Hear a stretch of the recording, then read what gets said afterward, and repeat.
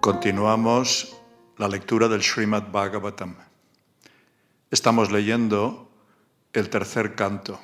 La semana pasada, Kapila explicó que el proceso de la Ashtanga Yoga consiste en meditar en la forma del Señor que mora en el corazón, empezando por los pies cual loto del Señor. Los pies del Señor Vishnu hacen añicos la montaña de pecados que llena el corazón. En el capítulo de hoy, Kapila explica el servicio devocional puro que fluye de manera espontánea, impulsado por la atracción al Señor. El devoto puro ve a la superalma en los corazones de todos y, en consecuencia, no solo adora al Señor en el templo, sino a todas las entidades vivientes, tratándolas con compasión, amistad y respeto. Capítulo 29. Sri Kapila explica el servicio devocional.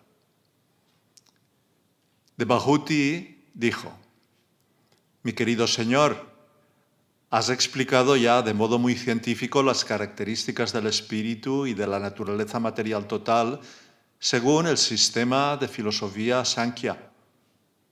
Ahora te pediré que me expliques el sendero del servicio devocional, que es el fin supremo de todos los sistemas filosóficos.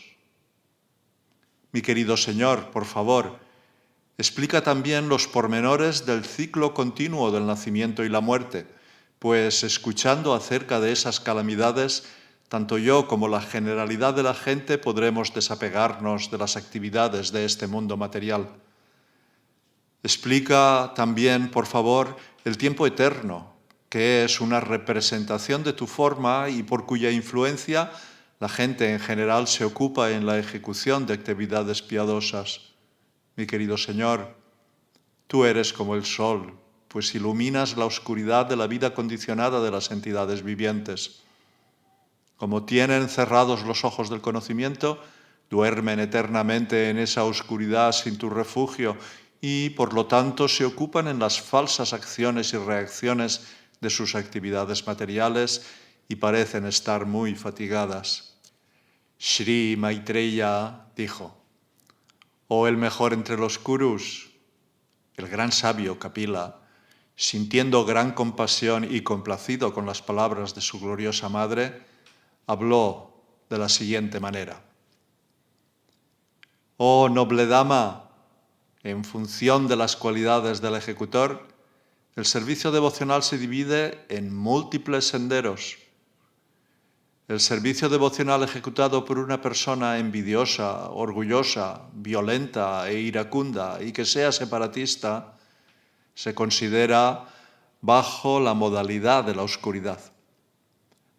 La adoración de deidades en el templo, llevada a cabo por un separatista cuya motivación es el disfrute material, la fama y la opulencia, es devoción bajo la modalidad de la pasión. La devoción del devoto que adora a la suprema personalidad de Dios y le ofrece los resultados de sus actividades, buscando liberarse de las embriagueces de las actividades fruitivas, está bajo la modalidad de la bondad. El servicio devocional sin mezcla se manifiesta cuando la mente del devoto se ve atraída tan pronto como escucha el nombre y las cualidades trascendentales de la suprema personalidad de Dios que reside en el corazón de todos. Como el agua del Ganges, que de un modo natural fluye hacia el mar, ese éxtasis devocional fluye hacia el Señor Supremo sin que ningún condicionamiento material lo obstaculice. El devoto puro no acepta ninguna clase de liberación, Shalokya, Shashti, Samipya, Sarupya o Ekatva, ni siquiera si se la ofrece la suprema personalidad de Dios. Como he explicado, alcanzando el nivel más elevado del servicio devocional, es posible superar la influencia de las tres modalidades de la naturaleza material y quedar situado en el mismo estado trascendental que el Señor. El devoto debe ejecutar sus deberes prescritos, que son gloriosos, sin ganancia material alguna. Sin excesiva violencia debe ejecutar sus actividades devocionales con regularidad. Regularmente el devoto debe ver mis estatuas en el templo, tocar mis pies de loto y ofrecer oraciones y artículos de adoración.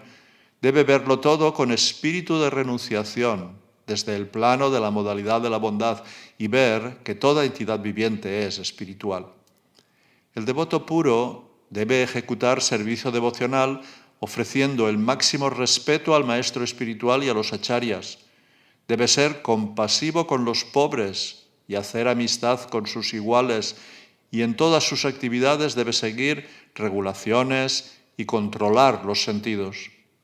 El devoto debe tratar de escuchar siempre acerca de temas espirituales y debe emplear siempre el tiempo en cantar el santo nombre del Señor. Su comportamiento siempre debe ser franco y sencillo, y aunque no es envidioso, sino amistoso con todos, debe evitar la compañía de personas que no sean espiritualmente avanzadas.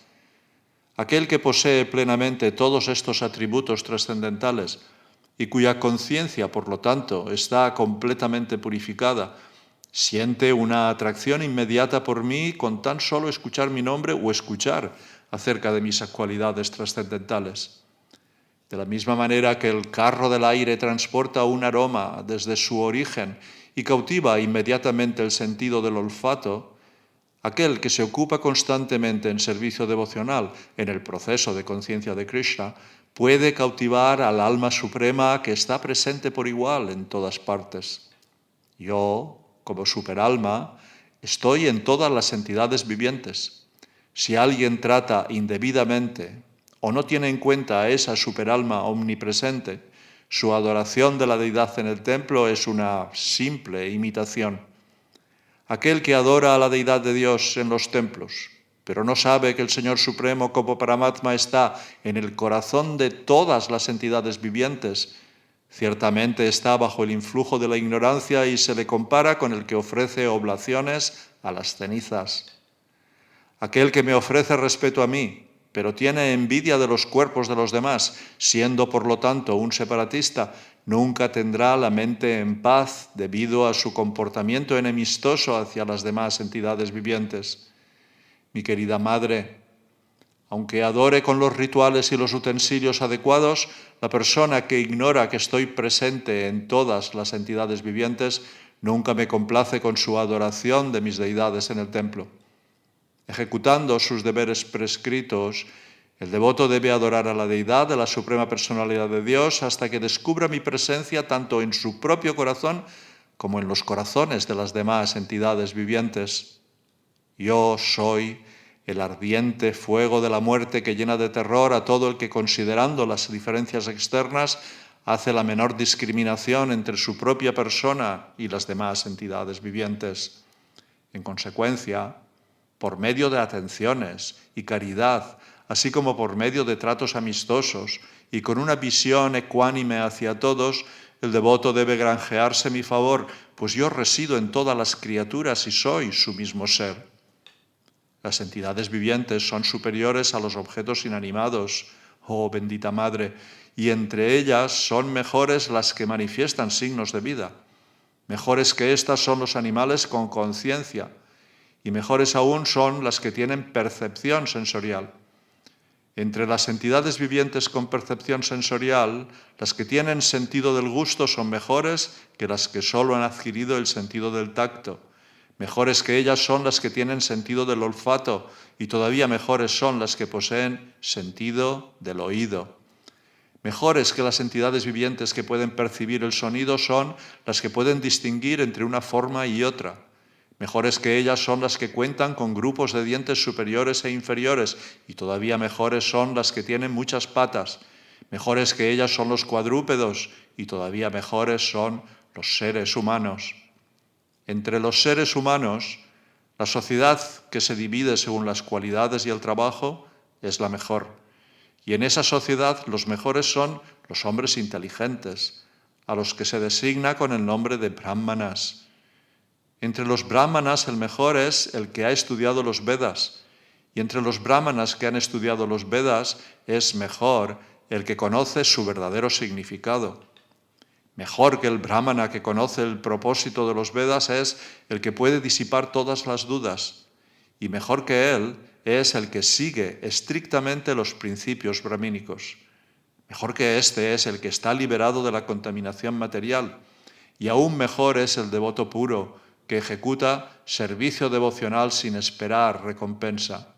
De modo que yo no encuentro persona más grande que aquella cuyo único interés es el mío y que por lo tanto se ocupa en mi servicio y me dedica todas sus actividades y toda su vida, es decir, todo, sin interrupción.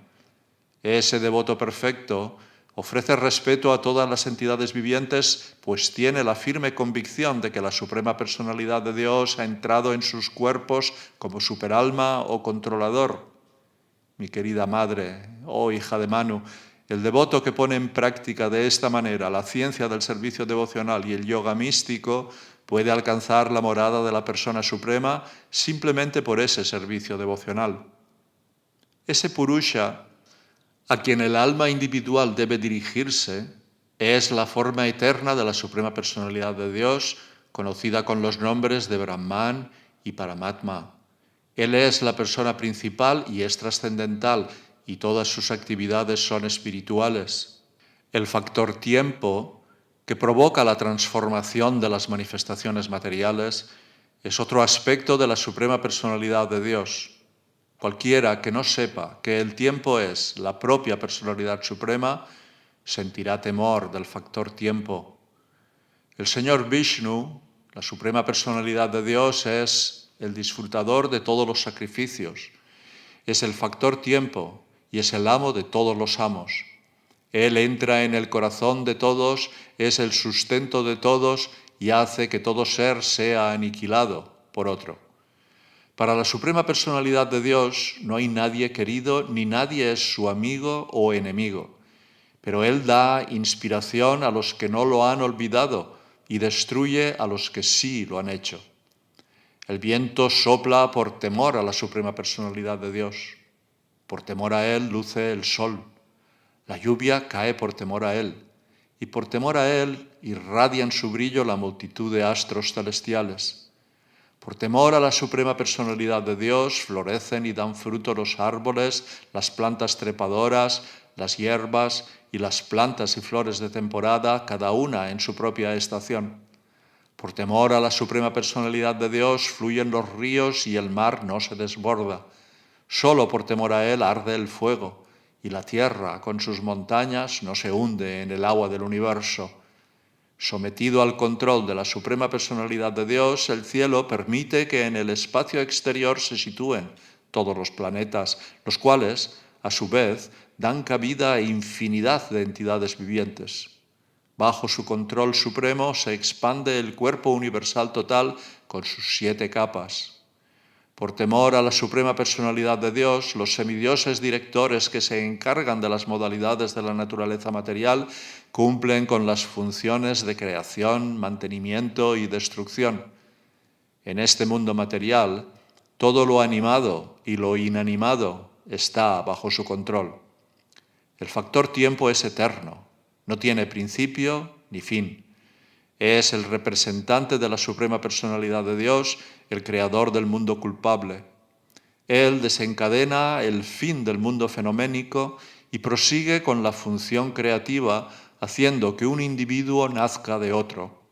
Asimismo, disuelve el universo, destruyendo incluso a Yamaraj, el Señor de la muerte.